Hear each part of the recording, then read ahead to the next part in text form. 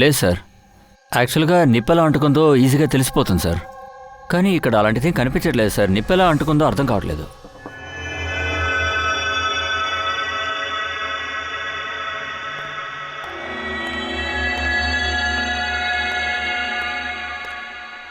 ఇదంతా ఎలా జరిగింది? అంతా కరెక్ట్గానే ఉంది. సడన్గా ఆ నిప్పు ఎక్కడి నుంచి వచ్చిందో తెలీదు. చాలామంది ఇలాగే వేడుకుంటున్నారు కదా సార్. ఏయ్, ఇప్పుడు నువ్వేం చెప్పావు? నాకు తెలిసింది సార్, మా దిలీప్ సార్ ఏదో కోర్టు కేసులో ఇరుక్కున్నారు సార్. చాలా సమస్యలు ఇరుక్కున్నారు సార్. అయినా 2 రోజుల ముందు బయటకు వచ్చారు సార్. చాలామంది అతని మీద కోపంలో ఉన్నారు సార్. ఒకవేళ అందువల్ల ఎవరైనా దిలీప్ని చంపారా ఏంటి? లేదు, కోర్టు నా హస్బెండ్ని విడుదల చేసింది. ఆయన ఎలాంటి తప్పు చేయలేదు. 9 సంవత్సరాల క్రితం మామయ్య గారి థియేటర్కి అగ్ని ప్రమాదం జరిగింది. అందులో చాలా మంది కాలి చనిపోయారు. ఆ నింద మొత్తం మా మామయ్య గారి మీదే పడింది. అదెలా అదే అనుకుంటుంది? ఇది ఎవరో చేసిన ప్లానింగే.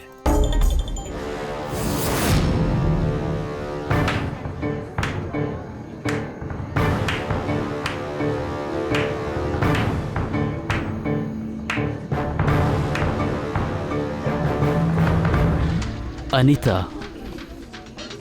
మిగతా కుటుంబాల్ని నాశనం చేసి మీ కుటుంబం మాత్రం ఎంజాయ్ చేసుకుంటుందా?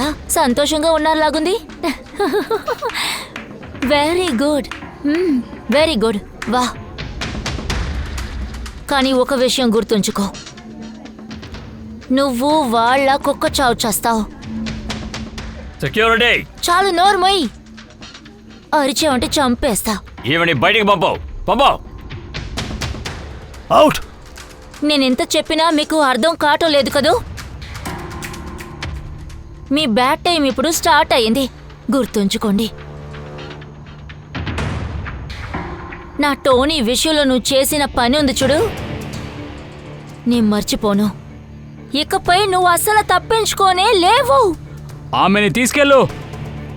నువ్వు నరకానికే వెళ్తావు. ఏంటి చూస్తూనే ఉన్నావు? తీసుకెళ్ళు. ఆ నరకంలో నువ్వు కాలిపోతావు. చిత్రహింసలతో నువ్వు భస్మమైపోతావు. అవతల పో.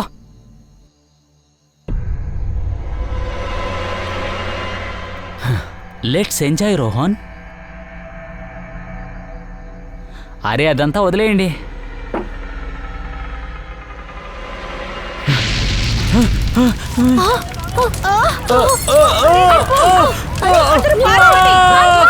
దిలీప్ రోహన్ ఏ కేసులో ఇరుక్కున్నారు? ఆ కేసు వల్ల ఇప్పుడు టోనీకి శిక్ష పడింది. అయితే ఎవరెవరికి తెలుసు మీరు ఇక్కడికి రెస్టారెంట్కి రాబోతున్నారని? తెలీదు సార్. అలా ఎవరిని చూడలేదు. ఇక్కడ ఈ ట్యాబ్లు ఎవరు రిజర్వ్ చేయించారు? దిలీప్ సార్ కాల్ చేశారు. తర్వాత ఆయన ఏమన్నారంటే మా కోసం టేబుల్ రిజర్వ్ చేయమన్నారు. ఆయన ఎప్పుడూ ఇక్కడే కూర్చుంటారు.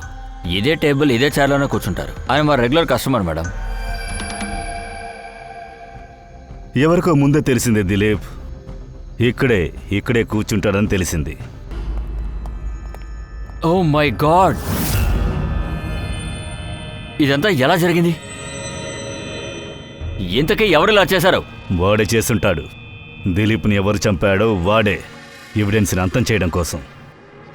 మరి మానిటర్ రూమ్కి ఎవరొచ్చుంటారు? సెక్యూరిటీ ఎక్కడికెళ్లారు? సార్, ఈ రూమ్కి సెక్యూరిటీ అవసరం లేదు.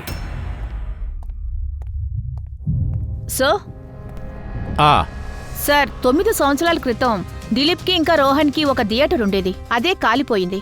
Exit and entry door close అవ్వడం వల్ల ఆ ప్రమాదంలో 12 మంది కాలి చనిపోయారు. విక్టిమ్స్ ఫ్యామిలీస్ కేసు వేశారు. కానీ ఇన్వెస్టిగేషన్లో ఏమొచ్చిందంటే ఆ టైంలో గాడ్ డ్యూటీలో ఉన్నాడు. టోనీ. అవును సార్, కానీ కోర్టులో ఏం నిరూపించారంటే టోనీ చాలా ఎక్కువగా తాగాడు. తాగుడు మైకల్లో తను అంతగా మునిగిపోయాడు. తను ఎమర్జెన్సీ ఎగ్జిట్ను కూడా ఓపెన్ చేయలేకపోయాడు. ఈ టోనీ భార్య అనిత దాన్ని ఒప్పుకుంటానికి సిద్ధంగా లేదు. తప్పు చేసింది టోనీ అని ఒప్పుకోనే లేదు. సార్, అది తను మాత్రమే కాదు, చాలా న్యూస్ పేపర్లో ఇంకా ఆర్టికల్స్లో కూడా వాళ్ళకి వ్యతిరేకంగా నినాదాలు చేశారు. ఈ సంఘటన జరిగినప్పుడు దిలీప్కి ఇంకా రోహన్కి వ్యతిరేకంగా సాలిడ్ ఎవిడెన్స్ ఉన్నాయి. కానీ ఆ తర్వాత కేసు కొనసాగుతూనే ఉంది. 9 సంవత్సరాలయ్యింది. కొంతమంది విట్నెస్ స్టేట్మెంట్ మార్చి చెప్పారు, కొంతమంది ఊరొదిలి పారిపోయారు. సార్, దిలీపో రోహనో తప్పకుండా పవర్నో డబ్బునో యూజ్ చేస్తుంటారు. ఇక ఆ విషయం ఖచ్చితంగా టోనీకి తెలిసిపోయి ఉంటుంది. అతనే అనితనే పంపించుంటాడు సార్ దిలీప్ని చంపడానికి. కానీ ఫ్రెడీ, ఆ సమయంలో అనిత అక్కడ లేనే. మరి ఫైర్ ఎందుకు ఫైర్ అయింది? లేదు, సెక్యూరిటీ వాళ్ళకి తను పంపించింది. మరి అది ఎలాగా? బాగా జనం ఉన్న ఒక రెస్టారెంట్లో ఈ విధంగా ఎలాగ నిప్పంటుకుంటుంది? సార్, అది ఒకవేళ డాక్టర్ సలోమ్ మనకి సహాయం చేస్తారేమో. ఆహా, అలా కాకపోతే అనిత.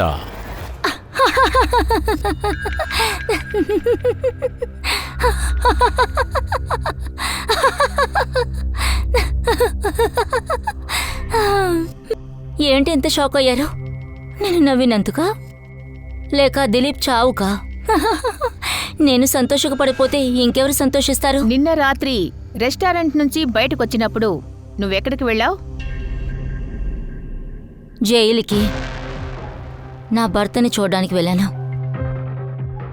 వార్డెన్స్ దగ్గర రికార్డ్స్ అన్నీ ఉన్నాయి, మీరు వెళ్ళి చెక్ చేసుకోండి. అది మేం ఖచ్చితంగా చేస్తాం.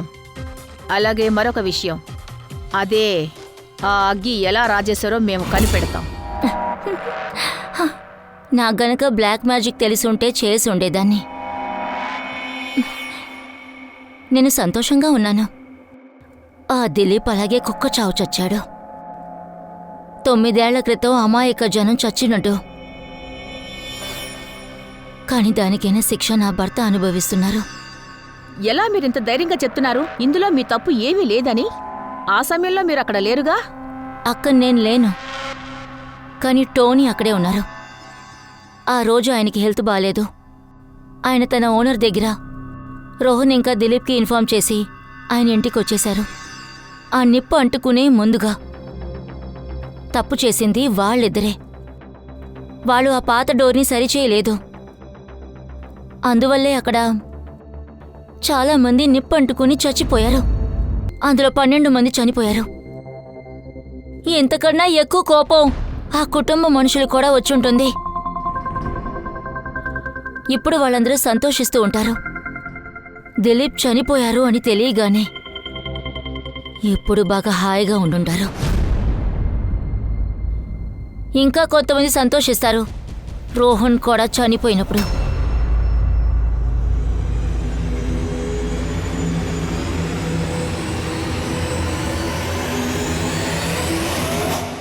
సస్పెక్ట్స్ ఎక్కువ, టైం తక్కువ. సార్, ముందుగా 52 మందిలో నుంచి వాళ్ళ పేర్లు మనం తీసేద్దాం. ఎందుకంటే నిన్న దిలీప్ చనిపోయేటప్పుడు వాళ్ళు లేరు. సార్, ఈ సంఘటన జరిగి 9 సంవత్సరాలైంది. ఇందులో కొంతమంది మన దేశం వదిలి వెళ్ళిపోయారు. అన్నట్టు మరికొంతమంది కూడా చనిపోయి ఉండొచ్చు కదా. ఖచ్చితంగా ఇది ఎలాగైనా కనిపెట్టి తీరాలి. ఎంతమంది సిట్టింగ్లో ఉన్నారో చూడు. దిలీప్ చనిపోయేటప్పుడు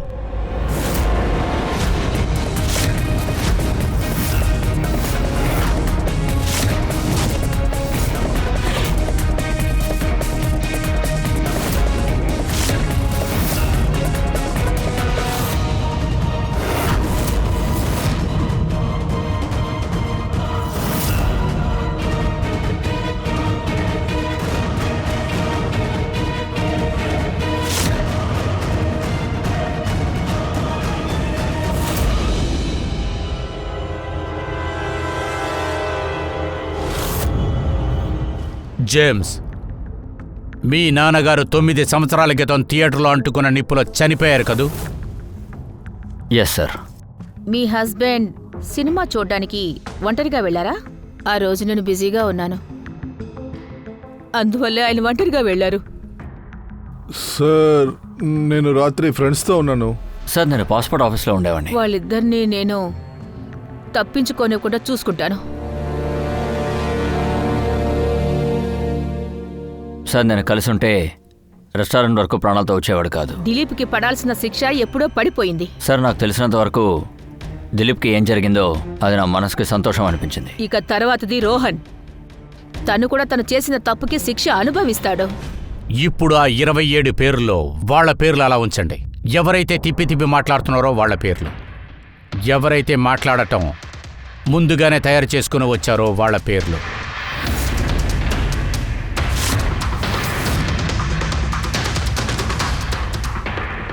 సార్, ఇప్పుడు 15 మంది ఉన్నారు. ఆ 15 మందిని మనం విచారించి చూద్దాం. కొన్నేళ్ల క్రితం థియేటర్కి మంటలు అంటుకున్నాయి కదా, చూద్దాం ఎవరికి కోపం ఎక్కువగా వస్తుందని. ఆట మొదలైంది. సార్, నా తమ్ముడు 10th పాస్ అయ్యాడు సార్. అందుకని వాడు ఫ్రెండ్స్కి పార్టీ ఇవ్వాలి, సినిమాకి తీసుకెళ్తానని చెప్పాడు. డబ్బులు అడిగాడు సార్. అప్పుడు నేను అడిగిన డబ్బు ఇచ్చాను సార్. ఒకవేళ ఆ రోజు అడిగిన డబ్బు నేను ఇవ్వకుండా ఉండుంటే ఈ పని చేసింది ఎవరైనా కూడా వాళ్ళు మంచి పనే చేశారు. ఈరోజు నేను చాలా సంతోషంగా ఉన్నాను. కుమార్ గారు, మీరు యూనివర్సిటీలో ఫిజిక్స్ ప్రొఫెసరే కదా? అవును sir, head of the department physics. కానీ నా కొడుక్కి చదువుల మీద ఏమాత్రం ఇంట్రెస్ట్ లేదు సార్. నేను వాడిని ఎప్పుడు తిడుతూనే ఉంటాను. వాడొక నెంబర్ 1 పోకిరీగా మారిపోయాడు సార్. అవాళ కూడా వాడు కాలేజ్కి వెళ్లకుండా ఫ్రెండ్స్తో పాటు సినిమాకి వెళ్ళాడు సార్. ఆ తర్వాత వాడు ఇంటికి తిరిగి రాలేదు సార్. హిమేష్, 9 సంవత్సరాల క్రితం నువ్వు నీ భార్య కలిసి సినిమా చూడటానికి ఆ థియేటర్కి వెళ్ళారు కదా? నాకప్పుడే కొత్తగా పెళ్ళయింది. సలోనితో పాటు ఫిలిం చూడ్డానికి వెళ్ళాను. తను ఆకలని చెప్పింది.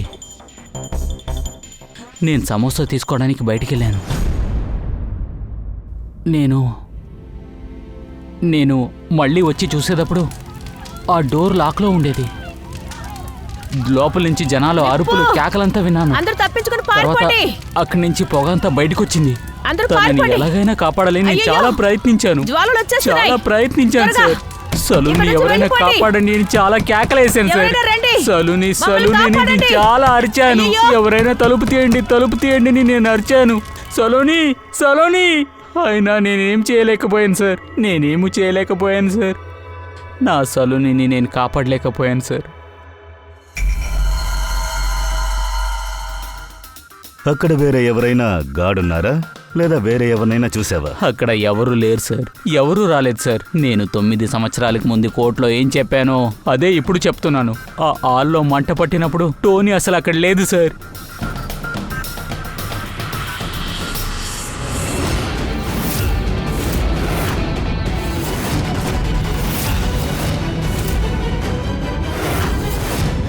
సార్, కాప్స్ ఏమన్నారంటే వాళ్ళకి ఫైర్ మార్క్ కూడా దొరకలేదంట. కాలిపోయిన సోర్స్ కూడా ఏమీ లేదంట. కానీ సార్, మామూలుగా విషయం తెలుస్తుంది చాలా కదా. ఈజీగా తెలుస్తుంది. అంతటి వస్తువు ఏమై ఉంటుంది, ఉన్నట్టుండి ఎలా మండిందో తెలుసుకోవాలి. అది వాళ్ళకే తెలియడం లేదే.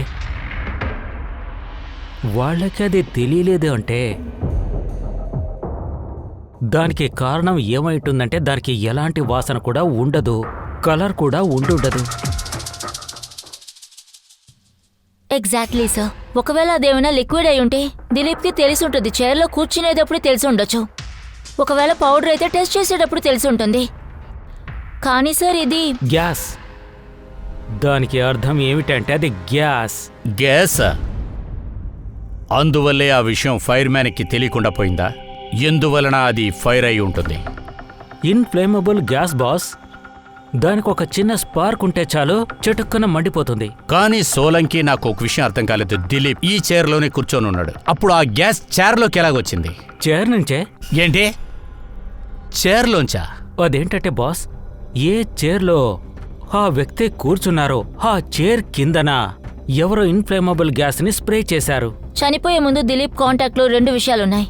ఒకటి ఈ చైర్, ఇందులో అతను కూర్చున్నారు. తర్వాత వైన్ ఉన్న ఆ గ్లాస్, దాన్ని ఆయన చేతిలో పట్టుకున్నారు. మేము ఈ రెండింటిని చెక్ చేశాం. మాకు ఈ చైర్ నుంచి ఇన్ఫ్లేమబుల్ గ్యాసెస్ ట్రేసెస్ కూడా దొరికాయి. బాస్, మన చుట్టూ ఎప్పుడు ఒక ఇన్ఫ్లేమబుల్ గ్యాస్ ఉంటుంది. కొన్నిసార్లు అది స్పాంటేనియస్గా మండుతుంది. అది మాస్ గ్యాస్, ఇకపోతే బయోగ్యాస్. అలాంటి గ్యాసే దాని మెయిన్ కాంపోనెంట్. అలాగైతే ఇన్ఫ్లేమబుల్ గ్యాస్ ఉన్నట్టుండి దానికదే వెలిగిపోతుందా? లేదు ఫ్రెడీ, అదే వెలగదు. అట్మాస్ఫియర్లో వేడి అనుకున్న దానికంటే ఎక్కువగా ఉన్నప్పుడు ఒకవేళ అది ఆక్సిజన్తో కలిసిపోయింది అంటే అక్కడ సూపర్ హై టెంపరేచర్ ఏర్పడుతుంది. దాని కారణంగానే అక్కడ నిప్పు అంటుకుంటుంది. కానీ డాక్టర్ గారు, ఆ విధంగా చూస్తే అలాంటి హై టెంపరేచర్ ఐటమ్స్ ఏవి అక్కడ లేవు. ఎగ్జాక్ట్లీ ఎలాంటి డైరెక్ట్ సోర్సు అక్కడ లేవు, అందుకని వేడి ఎక్కువ అవుతుందని కూడా చెప్పలేము బాస్. కాబట్టి నాకేమనిపిస్తుందంటే అక్కడ ఏదో ఒక ఎక్స్ట్రా డివైస్ యూజ్ చేసుంటారు. ఉన్నట్టుండి అక్కడ టెంపరేచర్ ఎక్కువయ్యే విధంగా చేసుంటారు. ఎందుకంటే ఈ చీర అప్పటికే ఉంది కదా, దానికి చిన్న స్పార్క్ ఉంటే సరిపోతుంది. కానీ సార్, అలాంటి హీట్ ని ఎలా జనరేట్ చేస్తారు? చెయ్యొచ్చు పూర్వి. ఉదాహరణ చెప్పాలంటే మ్యాగ్నిఫైయింగ్ గ్లాస్ లో సన్లైట్ ని ఒక ప్రత్యేకమైన పద్ధతిలో ఏర్పాటు చేస్తే మనం చిన్నప్పుడు పేపర్స్ వెలిగించేవాళ్ళం కదా.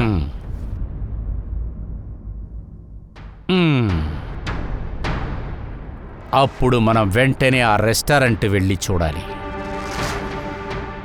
ఏ వస్తువు వల్ల ఇలా నిప్పంటుకుందని మనం తెలుసుకోవాలి.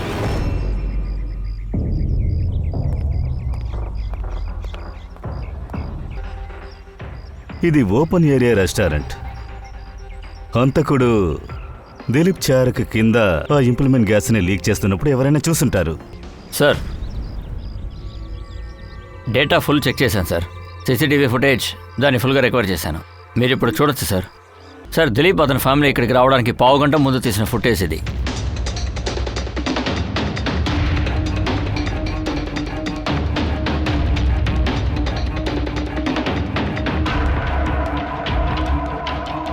దానికి వేరే ఏదైనా యాంగిల్ ఉందా చూడు. ఆ చార్ది చెక్ చెయ్యి.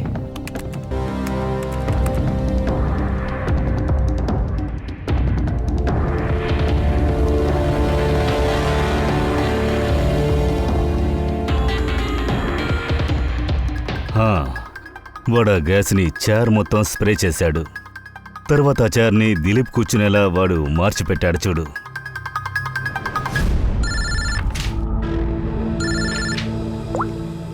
చెప్పుదయ్యా. అలాగా, గ్రేట్, గుడ్ వర్క్. ఏమైంది సార్? ఎవరో దిలీప్ కూర్చున్న చైర్లో గోల్మాల్ చేశారు.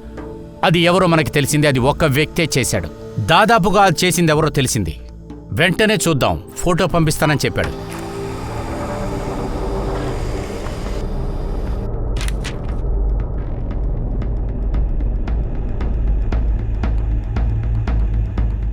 హంతకుడు ఆ మిగతా ఉన్న వాళ్లల్లో ఒక్కడే. ఇక్కడ ఉన్న వాళ్లల్లో ఎవరో ఒక్కడే. ఇప్పుడు తన నెక్స్ట్ టార్గెట్ రోహన్.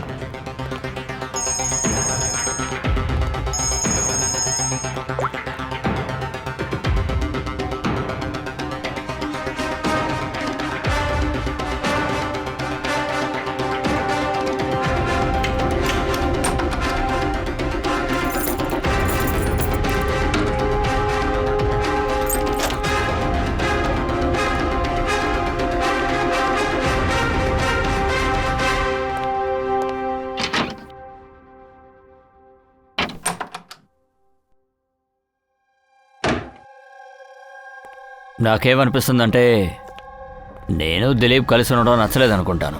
ఇక్కడ నా ప్రాణాలు కూడా ప్రమాదం. I will talk to you later. Bye. Sir, everything is okay. All right, నువ్వు ఇక్కడే ఉండు. ఎవరిని లోపలికి అలౌ చేయకు. Be alert. Okay? Okay sir.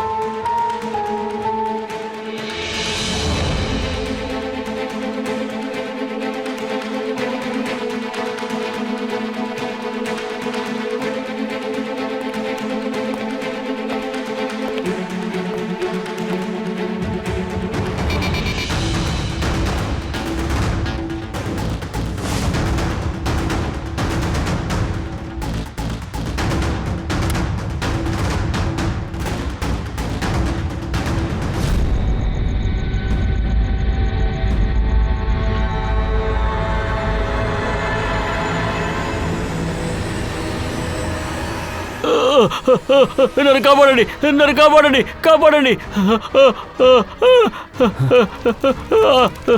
కాపాడండి, నీళ్ళు నీళ్ళు, కాపాడండి, కాపాడండి, కాపాడండి, ఎవరైనా ఉన్నారా? కాపాడండి, ఎవరైనా కాపాడండి.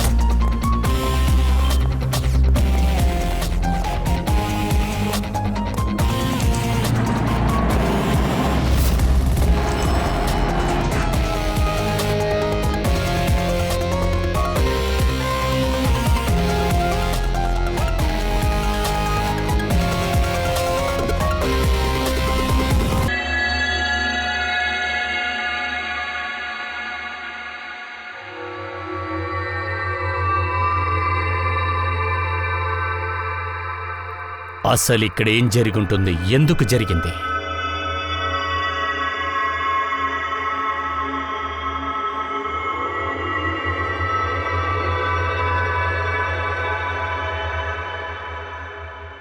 ఇక్కడ దేంట్లోనూ ఎటువంటి స్మెల్ లేదు. ఇక్కడ కాలిపోయిన బాడీ స్మెల్లే ఈ ఉంది. మర్డర్ కూడా ఇన్ఫ్లేమబుల్ గ్యాస్ వల్లే. అయిండొచ్చు. చెప్పండి, ఇదంతా ఎలా జరిగింది? ఎవరికైనా తెలుసా? సార్, నేను ఆయన బాడీగార్డ్ని సార్. అలాగా? అప్పుడైతే ఇలా జరిగేటప్పుడు మీరందరూ ఎక్కడున్నారు?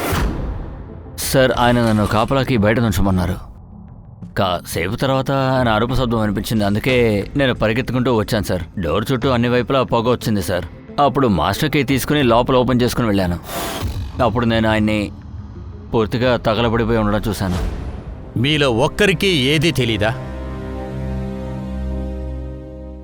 అరే ఏంటిది? ఇక్కడ ఒక్క లీడు మనకు దొరకలేదు. షార్ట్ సర్క్యూట్ అవ్వలేదు. ఈ కర్టన్ కూడా లోపల క్లోజ్ అయి ఉంది. ఈ విండో కూడా పర్మనెంట్లీ క్లోజ్డ్. బయట నుంచి ఎవరూ లోపలికి రాలేరు. బయట నుంచి ఎవరూ లోపలికి చూడలేరు. సన్లైటు లోపలికి రాదు. మరతను ఎలా చనిపోయాడు? దీనివల్లే నిప్పు ఏర్పడింది.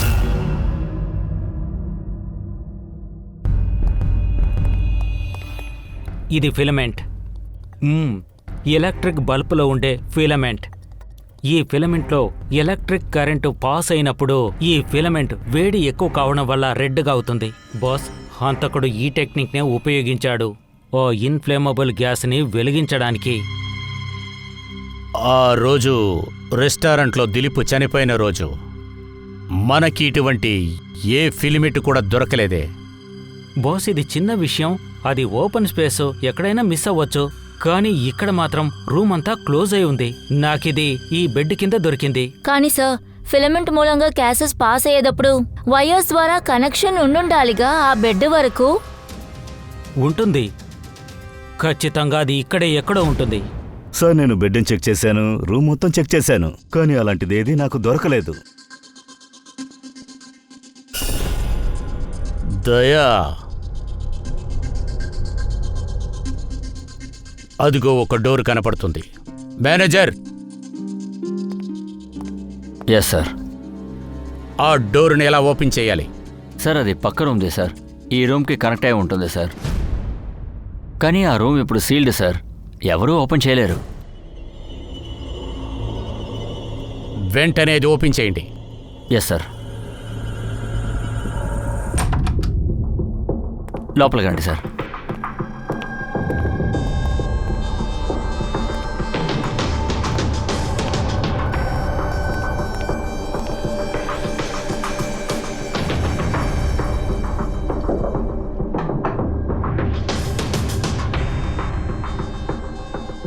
మేనేజర్, ఇది ఎవరి రూము? ఎవరిక్కడ ఉంటారు? గెస్ట్ ఎవరో ఉండుంటారు సార్. నేను డీటెయిల్స్ చెక్ చేస్తాను. వెళ్ళి చెక్ చేయండి. Okay sir.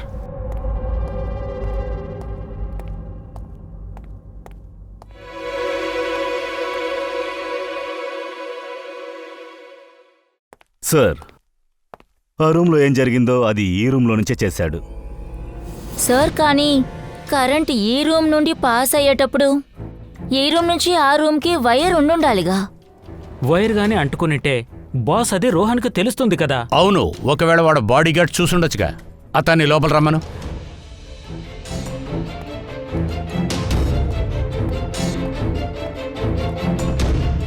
నువ్వు మాకు ఒక విషయం చెప్పు. నువ్వు రోహన్ రూమ్లోకి వచ్చావు కదా, అప్పుడు ఏమైనా వైర్లు కింద పడి ఉండటం, అలాగే తిన్నగా లోపలికి వెళ్ళటం చూసావా? బాగా ఆలోచించి చెప్పు. లేదు సార్, నేను ఆయన రూమ్కి వెళ్ళడానికి ముందు అన్నిటినీ చెక్ చేసే వెళ్ళాను సార్. కానీ వైర్ లాంటిది ఆ రూమ్లో ఏమీ లేదు. ఓకే, నువ్వు వెళ్ళు. అది ఏదైనా సరే దయ్యా, హంతకుడు ఈ డోరునే యూజ్ చేశాడు. ఈ డోరు ద్వారానే వాడు రోహన్ రూమ్లోకి వచ్చాడు. వాడు బెడ్ మీద ఇన్ఫ్లైమబుల్ గ్యాస్ని స్ప్రే చేశాడు. తర్వాత ఏదో ఒక విధంగా ఆ ఫిలమెంట్కి కరెంటుని పాస్ చేశాడు. ఫిలమెంట్ వేడయింది. అందువల్ల ఇన్ఫ్లమేబుల్ గ్యాస్ వల్ల మొత్తం ఫైర్ అయింది. రోహన్ ఆ నిప్పులో పడి చచ్చాడు. బాస్ ఒక్క విషయం కన్ఫర్మ్, ఇది చేసిన వ్యక్తికి ఎలక్ట్రికల్ గురించి కెమికల్స్ గురించి బాగా తెలుసు. Professor Kumar, physics subject professor Kumar. అతనికి తప్ప వేరే ఎవరికి ఇటువంటి టెక్నిక్ తెలిసుంటుంది. దయా సార్, ఇమిడియట్గా ప్రొఫెసర్ కుమార్ అని వెళ్ళి కలు.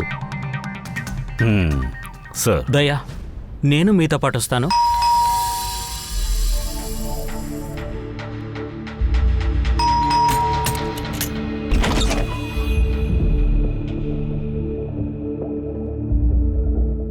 ప్రొఫెసర్ కుమార్ ఇంట్లో ఉన్నారా? అవును ఉన్నారు, కానీ మీరు సిఐడి. సిఐడినా? ఏదైనా సమస్య సార్? అవును, ఆయన్ని చూసి కొంచెం విచారించాల్సి ఉంది. ఆయన ఎక్కడున్నారు? బయట పిల్లలకి క్లాస్ ఇస్తున్నారు, నేను వెళ్ళి పిలుచుకొస్తాను. లేదు, వద్దు, మేము చూసుకుంటాం.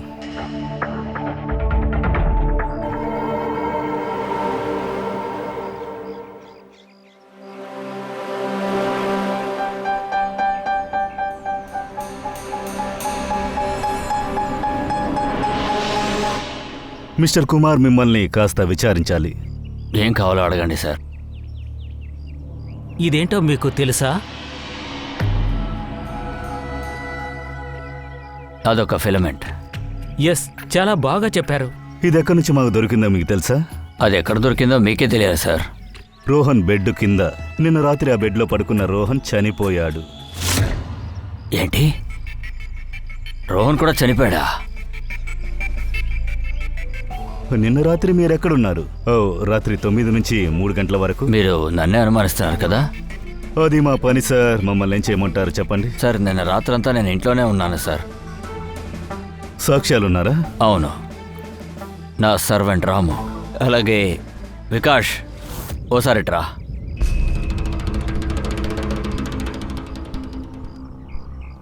చెప్పండి సార్. నేను ఎక్కడున్నానో ఆయనకు ఒకసారి చెప్పు. సార్, ఎక్స్ట్రా క్లాస్ కారణం వల్ల సార్ ఇక్కడే ఉన్నారు సార్. అది ఎన్ని గంటల నుండి ఎన్ని గంటల వరకు? సాయంత్రం 6 గంటల నుంచి పొద్దున్న 5:30 దాకా. సార్, మాకు ఎగ్జామ్ స్టార్ట్ అవుతుంది, అందుకే రిక్వెస్ట్ చేసాము. సార్ వచ్చి క్లాస్ తీసుకున్నారు సార్, అంతే సార్. విన్నారా సార్?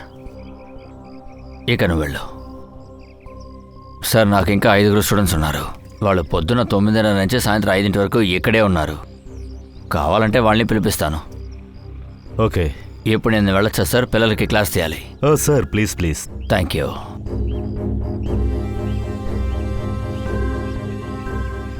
సో స్టూడెంట్స్, ఇందాక నేను ఏమన్నానంటే సోల్డరింగ్ వైర్ లేకుండా మన మదర్ బోర్డ్ని ఫిక్స్ చేయగలం with the help of adhesive conductor.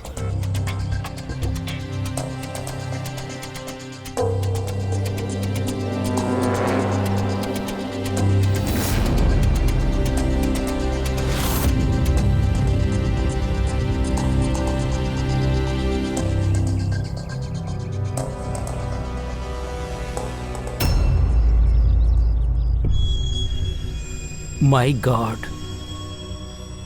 God, ఈ వ్యక్తి. ఏమైంది చెప్పండి. దయా, ఏంటిది? ఎందుకు ఇలా అయ్యాడు? ఓ గాడ్, ఏమైంది? నాకు వయసు అయింది, నేను భరించలేను. దయా, నువ్వు ఒక పని చేయి. గంటసేపు తర్వాత ఫోరెన్సిక్ ల్యాబ్కి వచ్చి నన్ను కలువు. నీకో విషయం చెప్పాలి. గంట తర్వాత గుర్తుంచుకో.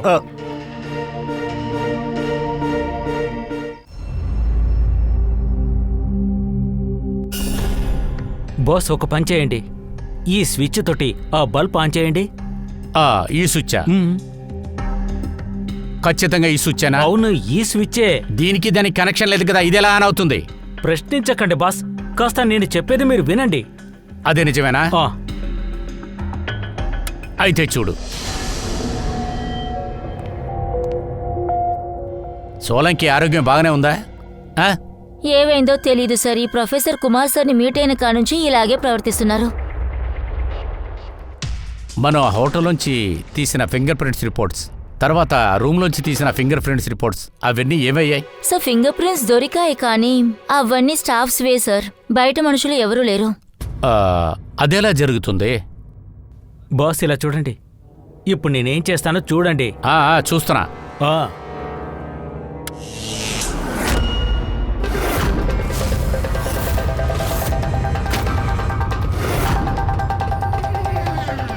అరే,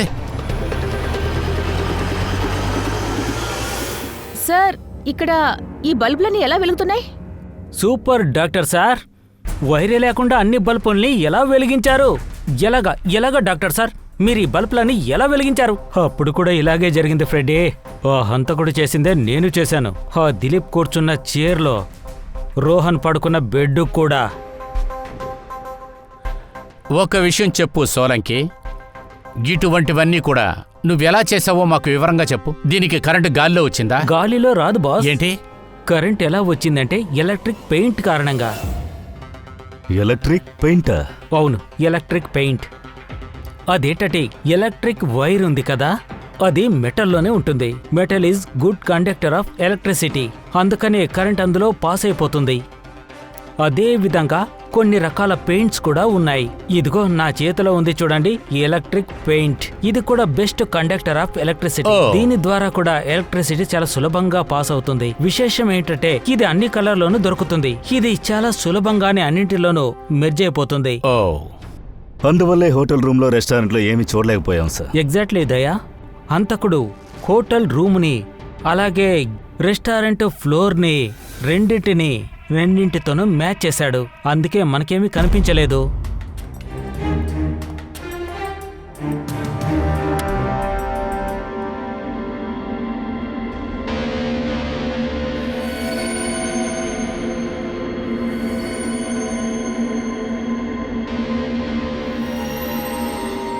చూసారా బాస్, హంతకుడు కూడా ఈ విధంగానే అతను ఈ ఎలక్ట్రిక్ పెయింట్ను ఉపయోగించి ఎలక్ట్రిక్ సర్క్యూట్ని ఏర్పరిచాడు.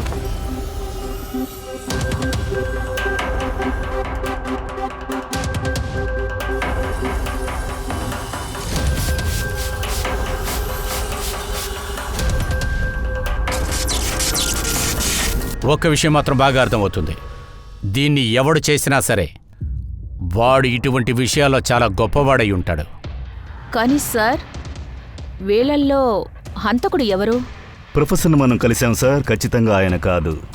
అలాగే ఈ వంశీ, ఆ వ్యక్తి ఒక క్లర్కు సార్. నాకెందుకో అలా అనిపించట్లేదు, కానీ ఒక క్లర్కుకు ఇన్ని విషయాలు తెలుసా సార్?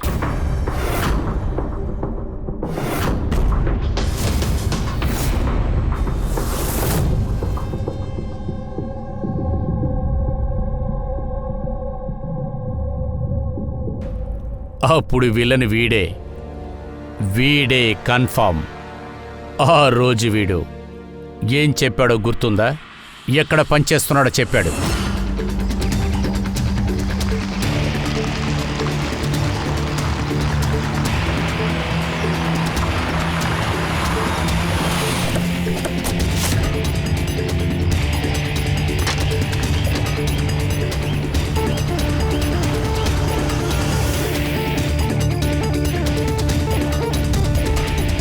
వెళదామా అత్తారింటికి?